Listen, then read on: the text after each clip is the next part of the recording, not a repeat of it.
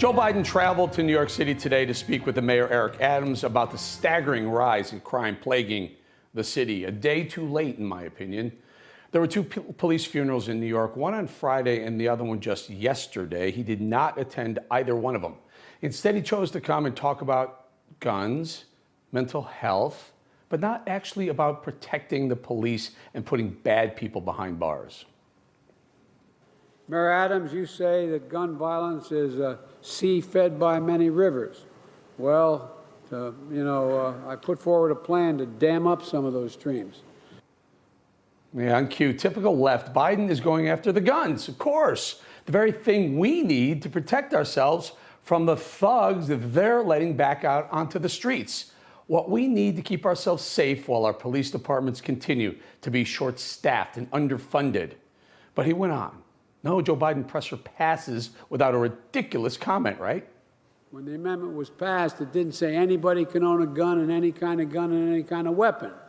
You couldn't buy a cannon when this amendment was passed. Well, I love doing a little research with my pocket constitution. So we looked it up. Turns out you could own a cannon when the Second Amendment was written. So wrong again, Joe. And if I could, I'd own one now. I'd use it to protect myself against the violent criminals you're letting back out onto the streets. Joe Biden's entire plan was about gun control, all about it, calling it the iron pipeline. And he said he wanted to fund the police, but here's his woke proposal. We're not about defunding, we're about funding and providing the additional services you need beyond someone with a gun strapped to their shoulder, to their hip. We need more social workers, we need more mental health workers. First of all, you were about defunding. That was your go-to line. That was your bumper sticker, remember? You can't just make that thing go away. But, oh, that's right, Joe, I got it. We need more mental health workers. So instead of police officers answering domestic disturbance calls, therapists can go instead. Those types of calls like the one that Detectives Wilbert Mora and Jason Rivera responded to when they were shot and killed, ambushed by a convicted felon out on parole.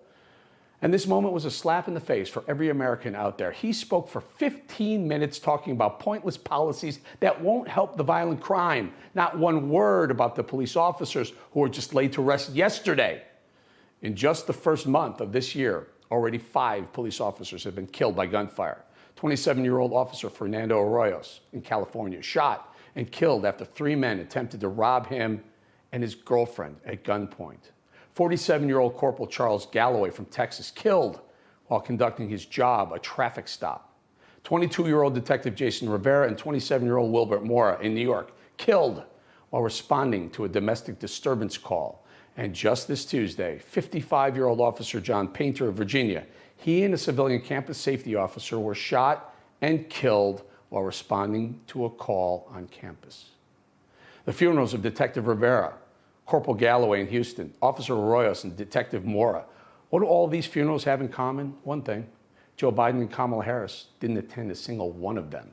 Following the killings of Detectives Mora and Rivera, all Biden had to do to offer was a tweet. But did he offer his condolences in that tweet? Did he vow to put the man responsible in jail? Have we ever been able to rely on Joe to say or do the right thing? No, instead, his response to 2 officers killed.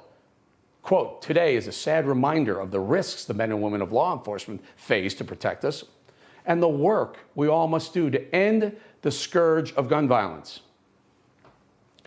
Biden pushing the left's narratives that continue to plague us. It's not the thugs we're letting out of prison that are killing people. Of course, it's the guns. Gun violence is a huge reason for the surge in crime. We have to do more to fight the scourge of illegal guns on our streets. And it appears as though for every gun we remove from the street, 5 are coming in. That is unacceptable. It's the guns, they say. No, not those actually committing the crimes, those people. No, it's a lie perpetuated by the left. Criminals don't get their guns legally. Criminals go around the law to get what they want. That's what makes them criminals.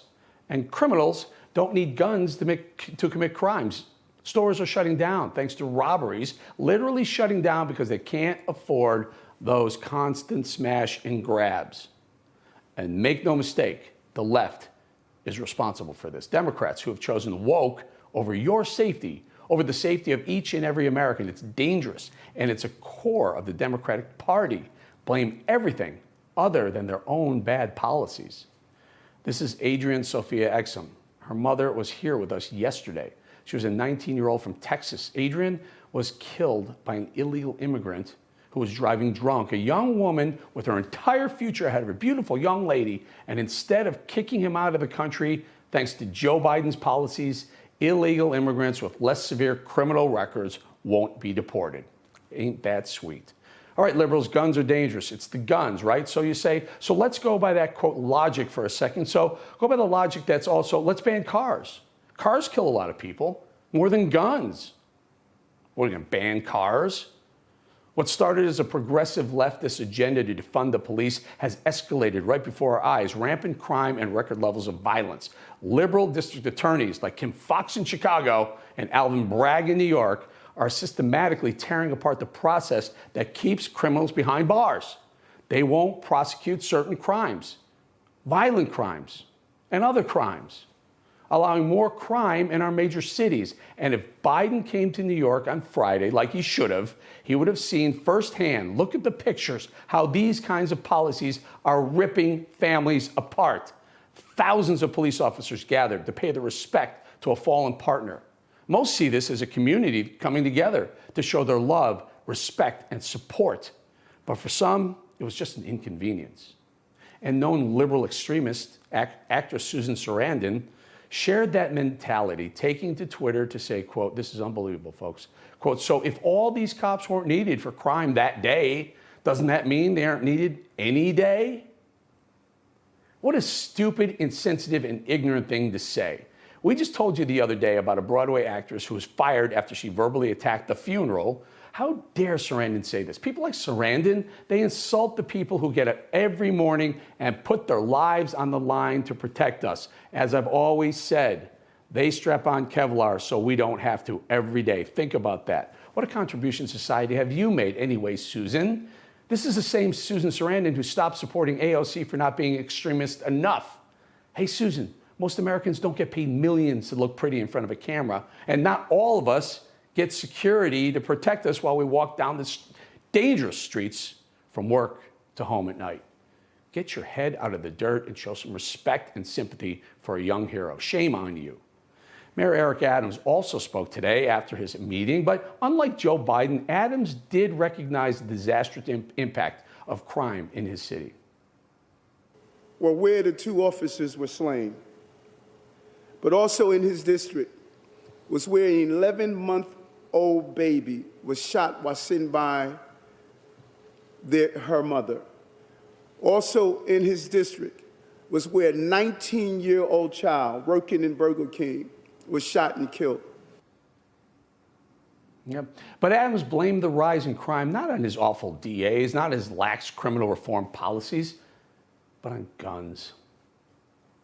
We're going to break and destroy the iron pipeline that allows southern states in this country to produce weapons that end up on the streets and take the lives of our police officers. This is so sad, folks. Adams came into office vowing to bring back law and order. He was a cop. But what he's really doing is allowing crime and chaos to stay right where it is.